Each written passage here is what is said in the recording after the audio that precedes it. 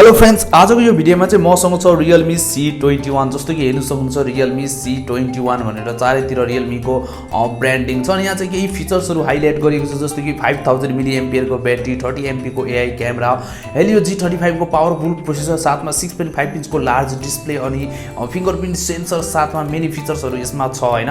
अनि आजको यो भिडियोमा चाहिँ हामी यसको प्राइससँग लिएर यसको सबै अनबक्सिङ अनि यसको स्पेसिफिकेसन्सहरु सबै डिस्कस गर्नेछु। यो तपाई च्यानलमा नयाँ हुनु भएको छ भने चाहिँ यस्तै लेटेस्ट इन्फर्मेसन अनि अनबक्सिङ भिडियोजहरुको लागि च्यानल सब्स्क्राइब अनि भिडियोलाई लाइक गरिदिनु होला। सो हेर्न सक्नुहुन्छ बक्स येलो डिजाइनमा टिपिकल Realme को थीम डिजाइनमा चाहिँ बक्स र यहाँ चाहिँ एउटा MPIA को स्टिकर हेर्दै हुनुहुन्छ। यो चाहिँ जेन्युइन नेपालको अफिसियल मोबाइल इम्पोर्टर हो। यदि यो स्टिकर छ भने चाहिँ तपाईको अफिसियली नेपालले इम्पोर्ट गरेको भनेर चाहिँ चिनिन्छ यो स्टिकरले। सो ढिलो नगरिकन सुरु गरौँ हाम्रो यही Realme C21 को अनबक्सिङ।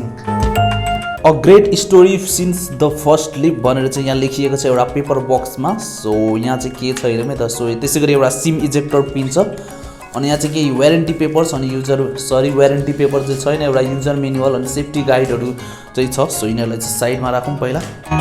त्यसैगरी यहाँ चाहिँ एउटा क्रस ब्ल्याकमा हाम्रो Realme C21 छ, हेर्न सक्नुहुन्छ। यो चाहिँ हल्का टेक्सचर डिजाइनमा छ। अहिले फोनको बारेमा पनि हामी कुरा गर्नेछौँ। अहिले चाहिँ साइडमा राखौ फोनलाई।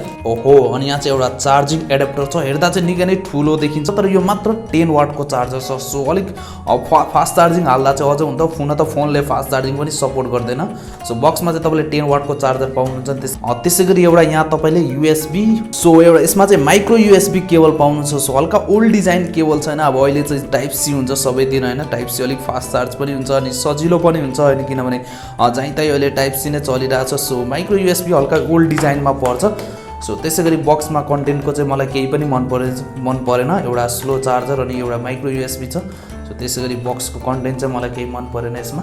सो अब हेरौँ है त फोन कस्तो छ त। सो यहाँ एउटा चाहिँ फिङ्गर स्क्यानर छ अनि यो चाहिँ हल्का टेक्सचर डिजाइनमा छ अनि यहाँ चाहिँ स्पिकर ग्रिल छ है त। अनि त्यसैगरी यहाँ Realme को ब्रान्डिङ छ। सो पहिला फोनलाई बुट गरौँ। Realme पावर बाई एन्ड्रोइड भनेर आइसकेको छ। सो म चाहिँ अब एकछिन भिडियोलाई स्किप गरेर सेटअप गर्छु। फाइनली फोन अन भइसकेको छ हाम्रो यही Realme C21। तपाईलाई चाहिँ म यसको फिचर्सहरुको बारेमा कुरा गर्नुभन्दा अगाडि चाहिँ म तपाईलाई यसको प्राइस पनि भनिदिहाल्छु। यो चाहिँ 4GB र्याम अनि 64GB वाला भेरिएन्ट हो। हुन त Realme C21 एउटा मात्र भेरिएन्ट लन्च भएको छ 460 को, जसको चाहिँ अफिसियल प्राइस छ नेपालमा 16,999, लगभग 17,000 चाहिँ यसको अफिसियल प्राइस छ नेपालमा। सो 17,000 खालको यसमा फिचर्स छ कि छैन हैन, त्यही बारेमा चाहिँ डिस्कस गर्नेछु। सो सुरु गरौँ हामी डिस्प्लेबाट। डिस्प्लेको कुरा गर्नुपर्दा यसमा 6.5 इन्च को HD प्लस रेजुलेसनको एउटा तपाईले 6.5 इन्च को लार्ज डिस्प्ले पाउनु हुनेछ अनि यसमा 20:9 को स्क्रिन टु बडी रेशियो छ अनि 400 निट्स पिक को ब्राइटनेस छ। सो अकर्डिङ टु प्राइस हामीले फोनको डिस्प्लेको कुरा गर्नु हो भने ठीक ठाक नै भन्नु पर्छ हैन।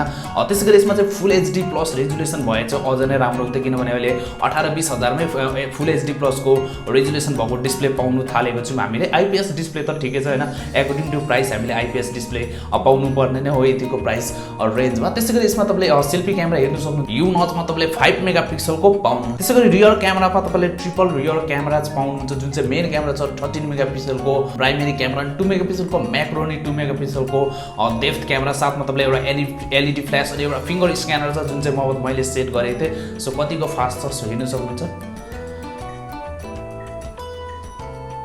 सो फिङ्गरप्रिन्ट चाहिँ फास्ट नै भन्नुपर्छ हामीले यतिको फिङ्गरप्रिन्ट। सो अब कुरा गरौँ Realme C21 को सफ्टवेयर अनि प्रोसेसरको बारेमा। सो हेर्न सक्नुहुन्छ स्क्रिनमा यो चाहिँ आउँदछ एन्ड्रोइड 10 मा, जुन चाहिँ अब अहिले त 11 छ चलिरहेको छैन। अब यो चाहिँ अपडेट हुन्छ कि हुँदैन त्यो अहिले पनि कुनै पनि अफिसियल न्युज आएको छैन। त्यसैगरी यो 464 को भेरिएन्ट जुन चाहिँ मैले अघि पनि भनिसकेको छु। त्यसैगरी यसमा Mediatek को Helio G35 को प्रोसेसर छ हैन, Octa कोर प्रोसेसर छ। सो G35 को चाहिँ गेमिङ नर्मल गेमिङ गर्न चाहिँ ठिकठाक नै हुन्छ हैन। प्राइस हेरिकन चाहिँ हामीले G35 मा चाहिँ ठिकठाकै गेमिङ खेल्न सक्छौं। त्यसैगरी Realme UI भर्जन 1.0 छ हैन।